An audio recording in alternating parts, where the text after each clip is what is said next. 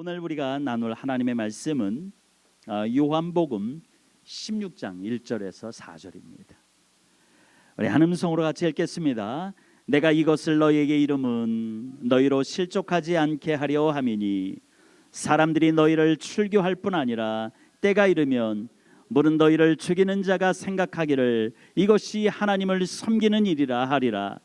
그들이 이런 일을 할 것은 아버지와 나를 알지 못함이라. 오직 너희에게 이 말을 한 것은 너희로 그때를 당하면 내가 너희에게 말한 이것을 기억나게 하려 함이요 처음부터 이 말을 하지 아니한 것은 내가 너희와 함께 있었음이라. 아멘. 아멘. 저는 이 말씀을 가지고 장애물에 넘어지지 않기 위해라는 제목으로 말씀의 은혜를 나누도록 하겠습니다.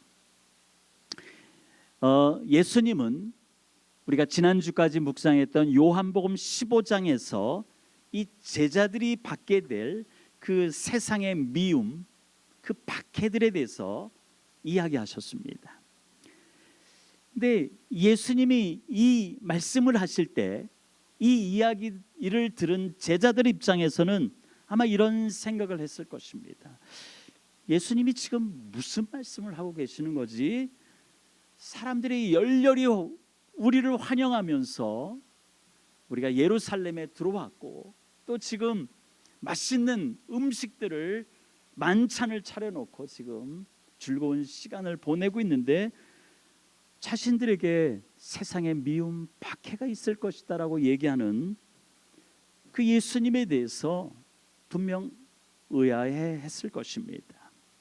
예수님께서는 제자들의 이런 마음을 아시고 예수님께서 그래서 오늘 16장으로 넘어서 1절에서 요한복음 16장 1절에서 내가 이것을 너희에게 이름은 너희로 실족하지 않게 하려 함이니 라고 말씀하고 계신 것입니다. 여기서 이것을 이라고 하는 것은 앞장에서 이미 얘기하셨던 제자들을 향한 세상의 미움, 이 박해에 대한 말씀을 가리킨 것입니다. 이처럼 아직 이루어지진 않았지만 예수님은 앞을 보시는 분이기 때문에 전지전능하신 분이기 때문에 앞으로 제자들에게 어떠한 일들이 벌어질 것을 예수님은 미리 아신 거죠. 그래서 제자들이 당할 세상의 미움, 이 박해들에 대해서 미리 말씀하신 목적이 무엇이냐? 그것은 사랑하는 이 제자들이 실제적으로 세상의 미움과 박해를 당할 때 실족하지 않게 하기 위함이다라고 성경은 우리에게 말씀하고 있습니다. 여기서 실족하다라고 번역된 단어는 원래는 돌에 걸려 넘어진다라고 하는 뜻인데요, 이것을 그리스도인들에게 적용하면은 죄를 범하다, 믿음에서 떨어지다라고 하는 의미로 사용할 수 있는 것입니다. 그래서 예수님은 이 제자들이 상상도 못할 그 세상의 미움과 박해를 받을 때 그냥 믿음에서 떨어지지 않게 하여서, 죄를 범하지 않기 위해서 예수님은 이 제자들을 보호하기 위해서 미리 말씀해 주신 것입니다. 예수님께서 이렇게 말씀하신 것은 분명 믿음 생활하다가 앞으로 실족할 사람들이, 그리스도인들이 많아질 것에 대해서 예수님은 예상하신 것입니다. 실제로 교회 역사 가운데 그 믿는 것 때문에 오는 그 고난, 이 핍박을 이기지 못해서 믿음을 버린 사람들이 많았습니다. 모든 사람들이 살면서 다양한 인생의 장애물들을 만납니다. 저와 여러분들도 그런 인생의 장애물들이 있습니다. 그리스도인이라고 해서 하나님께서 미리 우리 앞에 놓여 있는 그 장애물들을 다 제거해 주시는 것이 아닙니다. 그리스도인들 앞에도 여러 가지 장애물들이 있는 것은 당연한 사실입니다. 사랑하는 성도 여러분, 저와 여러분들이 그 장애물을 만날 때 주님이 우리에게 원하시는 것이 있습니다. 그것은 인생의 장애물인 그 육신의 병, 그 마음의 병, 우리가 경험하는 모든 그 세상의 덫과 같은 어떤 이런 것에 걸려 넘어져서 믿음에서 떨어지지 않기를 주님은 우리에게 원하신다는 것입니다. 예수님의 말씀대로 앞으로 제자들을 실족하게 만들 만한 사건이 벌어질 것임을 예측하시고 이 사랑하는 제자들이 실족하지 않게 하시려고 앞으로 겪게 될 많은 일들을 말씀하신 것입니다. 그럼 제자들이 지금은 전혀 생각하지 못할 일이지만 지금 만찬에 취해서 지금 먹고 마시면서 아주 즐겁게 보내기 때문에 당장 예수님이 오늘 밤 겟세마네 동산에서 붙잡힐 것이라는 사실도 제자들은 전혀 생각하지 못한 것이죠. 당장 오늘 밤에 일어날 일도 생각하지 못했던 이 제자들이 어떻게 자기 자신들에게 닥쳐올 그 세상의 고난들, 핍박들, 그 순교당함, 이것을 어떻게 상상할 수 있겠습니까? 그러면은 앞으로 지금 상상하지 못했던 그 일들이 어떤 일들이 벌어질 것을 예수님이 말씀하시는데요. 2절의 말씀입니다. 2절에 보니까 사람들이 너희를 출교할 뿐만 아니라 때가 이르면 무릇 너희를 죽이는 자가 생각하기를 이것이 하나님을 섬기는 일이라 하리라라고 말씀하고 있습니다. 제자들이 받게 될 두 가지 그 핍박을 예수님께서 말씀하시는 거죠. 첫째는 출교입니다. 당시 유대교와 기독교는 한 회당에서 같이 예배를 드렸습니다. 그런데 지금은 같이 예배를 드리고 있지만은 때가 되면은 제자들을 포함해서 기독교인들이 그 예배당에서 다 유대인들로부터, 유대교를 믿는 사람들로부터 쫓겨날 것임을 말씀하신 것이죠. 요한복음 9장 22절에 유대인들은 누구든지 예수를 그리스도로 시인하는 자는 출교하기로 결의해야 했다라고 기록하고 있습니다. 이처럼 역사 가운데 기독교인들이, 그리스도인들이 다 유대교 회당에서 다 쫓겨남을 당했고, 그리고 심한 핍박이 시작된 것을 보게 됩니다. 그리고 제자들이 받을 두 번째 핍박은 죽임을 당하는 것입니다. 예수님이 부활하고 승천하신 이후에 스데반 집사로부터 시작해서 제자들 중에 사도 요한을 제외한 나머지 11 제자들이 다 순교의 자리에 그들이 갔다라고 하는 것입니다. 지금도 세계 곳곳에서 예수님을 믿는 자들을, 그들의 생명을 위협하고 있는 것을 보게 됩니다. 예배당에서 쫓겨나가고 죽임을 당하는 것도 이 제자들이 실족할 만한 것이다라고 예수님께서 말씀하시지만 더 기가 막힌 일이 있습니다. 2절 하반절의 말씀처럼 그리스도인들을 핍박하는 자들이, 그리스도를 죽음에 내몰고 있는 사람들이 이것은 하나님을 섬기는 일이라고 그들이 생각했다는 것입니다.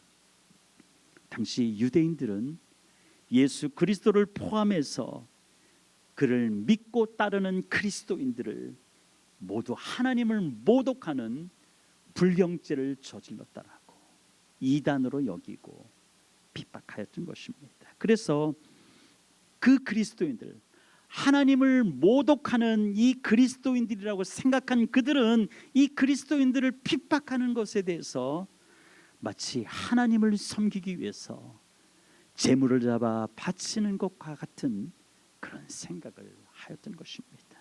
그래서 그리스도와 교회에 대한 그 박해하는 것이 하나님을 향한 충성, 절대 충성을 하는 것이다라고 그들은 생각했던 것이죠. 그 대표적인 인물이 사도 바울이었습니다. 이 사도 바울이 예수님을 만나기 전에는 그런 생각으로 가득 찼습니다. 그리스도인들을 잡아 가두는 것, 그리스도인들을 붙잡아 와서 죽음으로 내몰게 하는 것이 하나님께 충성하는 것이다라고 생각했던 이 바울, 예수님 믿기 전에는 그랬습니다. 온 지역을 다니면서 그리스도인들을 박해했고요, 예수를 자기들의 메시아 그리스도라고 고백하는 자들을 죽이는 것이 바로 하나님을 섬기는 것이다라고 사도 바울도 그렇게 생각했던 적이 있음을, 자신의 그런 죄악된 모습들을 기억하며 간증한 적이 있습니다. 사도행전 22장 3절과 4절입니다. 나는 유대인으로 길리기아 다소에서 났고 이 성에서 자라 가말리엘의 문화에서 우리 조상들의 율법에 엄한 교훈을 받았고 오늘 너희 모든 사람처럼 하나님에 대하여 열심히 있는 자라. 내가 이 돌을 박해하여 사람을 죽이기까지 하고 남녀를 결박하여 옥에 넘겼노니라 하고, 이렇게 자신의 과거를 생각하면서 예수님 만나기 전에 내가 그러한 존재였음을 그가 간증하는 말씀을 보게 됩니다. 그리스도인들을 핍박하는 것을 당연시 여길 뿐만 아니라 오히려 그것을 하나님이 받으실 만한 예배로 그들은 생각했던 것이죠. 이처럼 유대인들이 그리스도인들을 핍박하면서도 그것이 하나님을 기쁘시게 하는 예배라고 여겼던 그 이유에 대해서 예수님은 제자들에게 이렇게 말합니다. 너희들이 그렇게 핍박당하고 고난당하고 죽음의 자리에 너희들이 몰려갔을 때 그들은 이렇게 기억하라고, 그들이 왜 그렇게 하는지를 기억하라고 3절에 말씀하고 있는데요, 그들이 이런 일을 할 것은 아버지와 나를 어떻게 한다고요? 알지 못합니다. 하나님을 알지 못하고 나를 제대로 알지 못했기 때문에 그들이 그런 일을 벌이면서도 자랑스럽게 여긴다라고 말씀하신 것이죠. 이 유대교를 믿는 유대인들은 구약 성경에 대해서 누구보다 많이 알고 있고 또 많이 안다라고 자부하는 사람들이었습니다. 그런데 유대인들이 알고 있는 그 지식은 머리로만 아는 지식뿐이었습니다. 실제로는 이 선지자들을 통해 구약 성경에 약속되어 있는 하나님의 뜻을 알지 못하는 영적인 무지자들이었습니다. 사도 바울도 디모데전서 1장 13절에 내가 전에는 비방자요 박해자요 폭행자였으나 도리어 공유를 입은 것은 내가 믿지 아니할 때 알지 못하고 행하였음이라 라고 고백하고 있습니다. 여기서 알지라고 번역된 단어는 배움과 경험을 통해서 사물의 본질을 식별하고 정확히 이해한다는 의미가 이 알지라고 하는 단어의 의미입니다. 이 단어를 그리스도인들에게 적용한다면은 하나님과 머리로만 아는 것이 아니라, 하나님을 머리로만 아는 것이 아니라, 성경을 머리로만 아는 것이 아니라 하나님과의 그 인격적인 그 교제를 통해서 그분이 어떠한 분인지를 분별하고, 그리고 주님의 그 진정한 모습이 어떠한 분인가를 그가 깨닫는 것, 이것이 바로 안다라고 하는 단어의 의미입니다. 그래서 예수님을 믿는 저와 여러분들이나 그리고 믿지 않는 자들이 하나님을 안다라고 말할 때 분명한 차이가 있어야 되지 않겠습니까? 예수 믿는 우리가 하나님을 아는 것과 예수님을 믿지 않는 자들이 아는 하나님을 아는 것에는 분명한 차이가 있어야 된다는 것이죠. 차이가 없다면은 그거는 우리가 잘못 믿고 있는 것이죠. 믿지 않는 사람들은 그저 들어서, 귀로 들어서 머리로 아는 지식으로 주님을 알 것이고, 우리는 주님과 깊은 교제, 내가 어려움 당할 때, 내가 또한 기쁨을 당할 때는 언제든지 우리는 주님께 달려가서 기쁨을 나누고, 아픔이 있으면 아픔을 나누면서 주님과 교제하는 우리 아닙니까?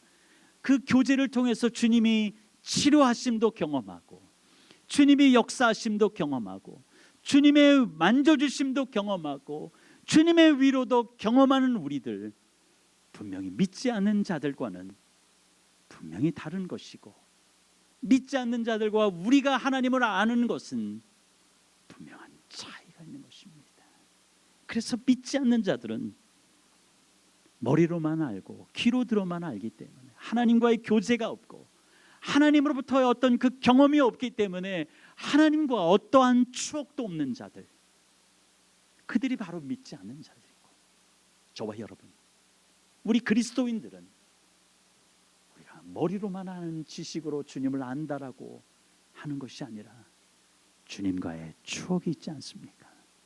주님이 내 삶 가운데 찾아오셔서 나를 만져주시고 나에게 용기를 주시고 나에게 아프고 절망이라 할지라도 세상이 포기했어도 다시 일어나고자 하는 그 힘, 그것은 내가 하는 것이 아니라 성령님이 우리 가운데 찾아와 주셔서 우리를 만져주시고 회복시켜 주셔서 우리가 다시 일어나서 신앙의 길을 걸어가고 있는 것입니다.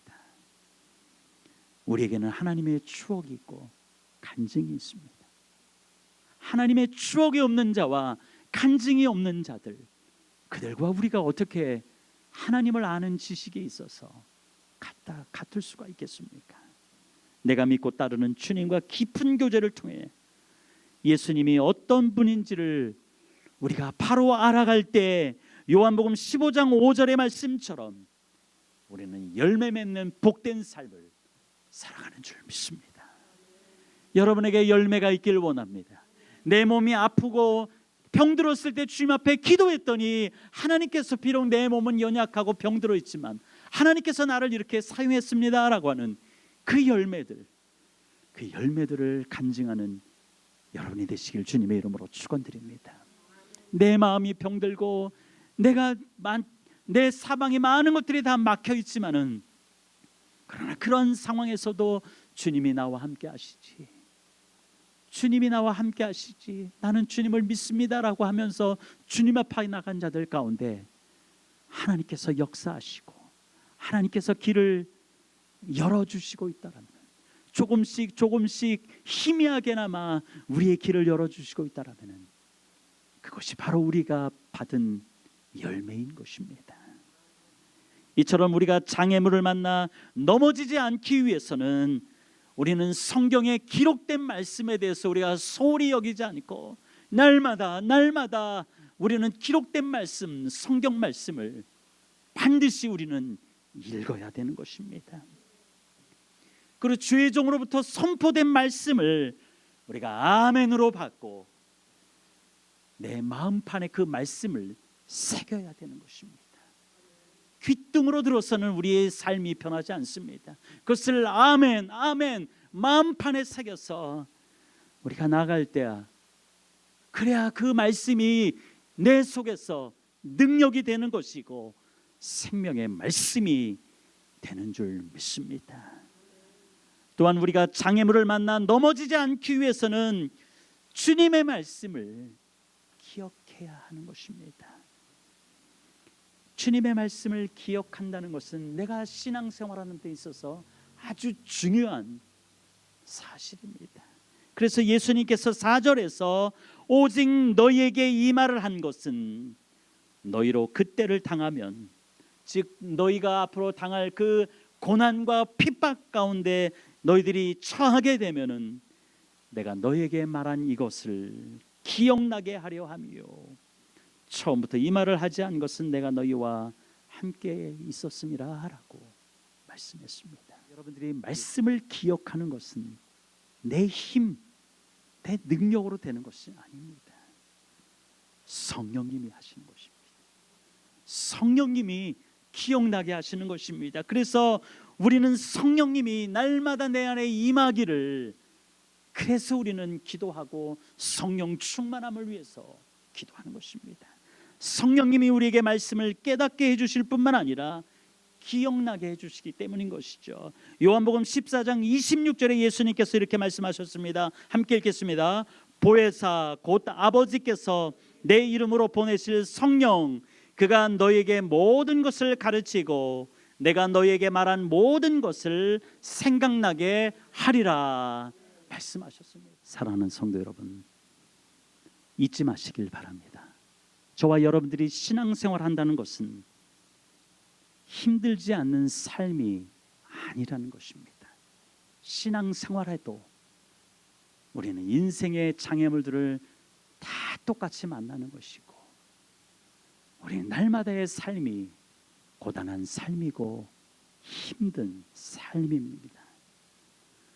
그렇지만은 우리 그리스도인들에게는 힘들고 고단한 삶이지만 세상 사람들과 다른 것은 우리의 삶은 영광스러운 삶인 것입니다.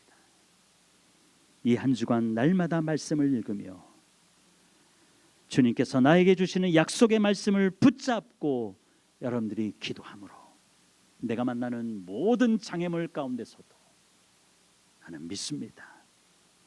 나의 주님이 나를 돕기 위해서 반드시 나를 찾아오셔서 인생의 장애물들을 만날 때마다 넘어갈 수 있는, 뛰어넘을 수 있는 힘을 주실 것을 나는 믿습니다. 이 고백으로, 이 믿음으로 승리하시기를 주님의 이름으로 축원드립니다.